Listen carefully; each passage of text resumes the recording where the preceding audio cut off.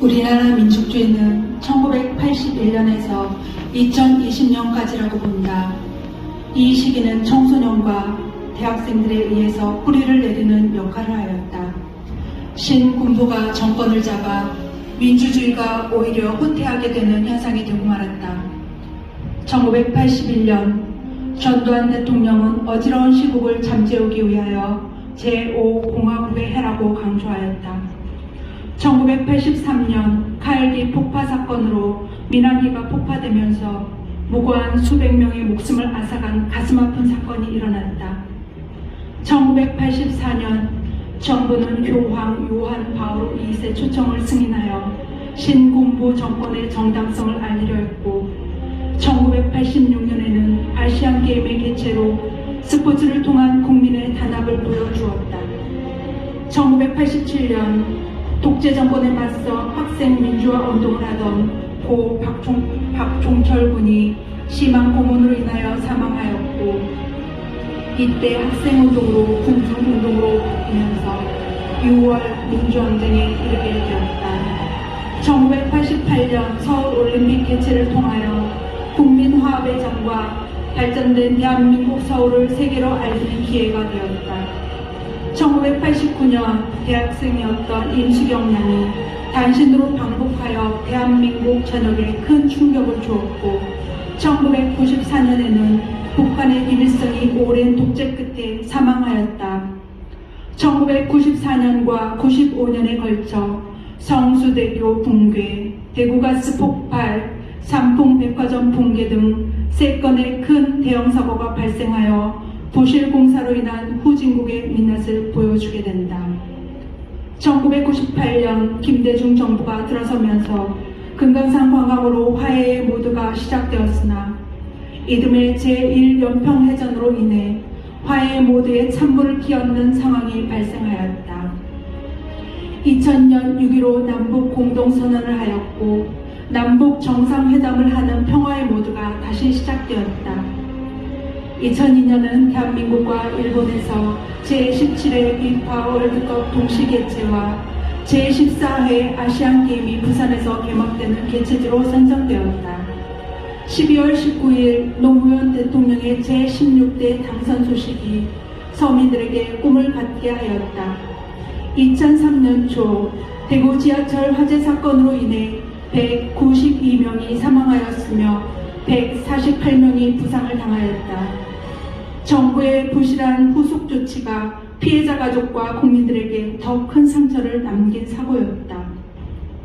2004년 한국고속철도 개통은 서울에서 부산까지의 거리를 2시간 40분으로 단축시키는 하루 생활권을 만들게 되는 한국의 놀라운 기술력을 보여주었다. 2007년은 대구가 세계 육상 선수권 대회로 선정되었고 제17회 아시안게임 개최지는 인천이 결정되었다.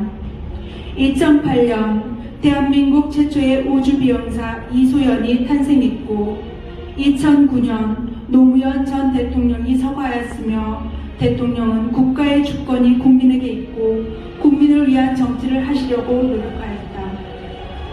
2010년 동계올림픽 피겨스케이팅 김연아 선수는 여자 싱글에서 역대 최고 점수를 기록하여 한국 피겨 선수로는 최초로 올림픽 금메달과 함께 스포츠 한국을 세계에 알리게 되었다.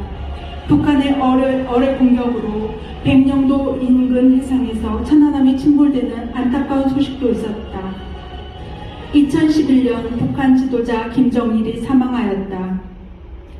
2012년 대한민국 헌정사상 최초로 여성 대통령이 당선되었다.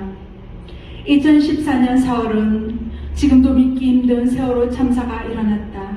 수학여행 중이던 고등학생들을 태우고 출발한 여객선이 침몰해 476명 중 172명이 생존했고 300여 명이 사망했거나 실종하는 대형 참사가 일어났다.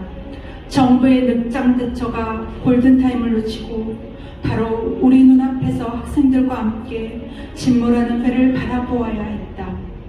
이때 프란치스코 교황의 방한은 낮고 어려운 자들을 위로하는 방문의 시기였다. 한반도 사드 배치 결정 등은 국민들의 사회 문제가 되었고 2016년 이세돌과 알파고의 대결에서 알파고의 승리로 제4차 인공지능 산업혁명은 자동화의 연결성이 극대화되는 산업혁명 변화를 의미한다. 2017년 문재인 대통령이 제19대 대통령이 되었고 국민의 위대한 승리는 광화문 대통령이라는 이름을 갖게 되었다. 세월호 참사가 발생한 지 3년 만에 세월호 인양이 이루어졌다. 2018년 1월 서지현 검사가 검찰청 내부의 성폭력을 고발하면서 국내 미투 운동의 시발점이 되었다. 2018년 2월 9일부터 25일까지 강원도 평창군에서 제23일 동계올림픽이 개최되었다. 2018년 4월 27일 남북 정상회담이 판문점 평화의 집에서 개최되었고 한반도 비핵화 선언과 정전협정을 논의함으로써 평화 시대가 시작되었음을 세계에 알렸으며 이듬해 9월 3차 남북 정상회담을 위해 문재인 대통령이 방북하였다. 2018년 9월 K-POP 세계 선두자인 BTS가 대한민국 아이돌 최초로 UN 정기총회에 초대돼 스스로를 사랑해야 한다라는 메시지로 연설을 펼치며 전 세계에 영향력을 미칩니다.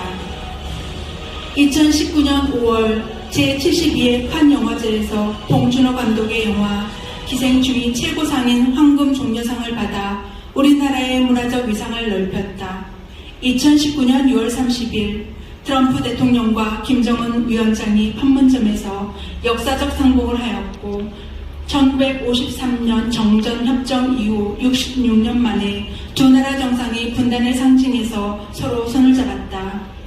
2019년 7월 한일 무역 분쟁 및 경제 제재가 발생하였으며 일본 정부의 경제 보복 조치에 반발, 우리나라 국민의 자발적인 일본 제품에 대한 불매 여론이 확산되었다.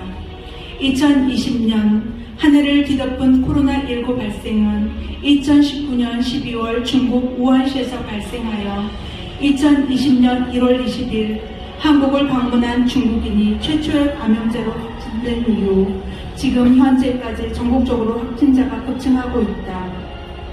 2020년 3월 세계보건기구 WHO는 코로나19 대유행 팬데믹을 선언하였다. 전 세계 국가는 자국민을 보호하기 위한 조처로 해외 입국 금지 등을 단행하였다. 국민은 위기 앞에 분연히 일어선다. 국민은 위기와 부당한 일에 더욱 강해지고 함께 움직인다.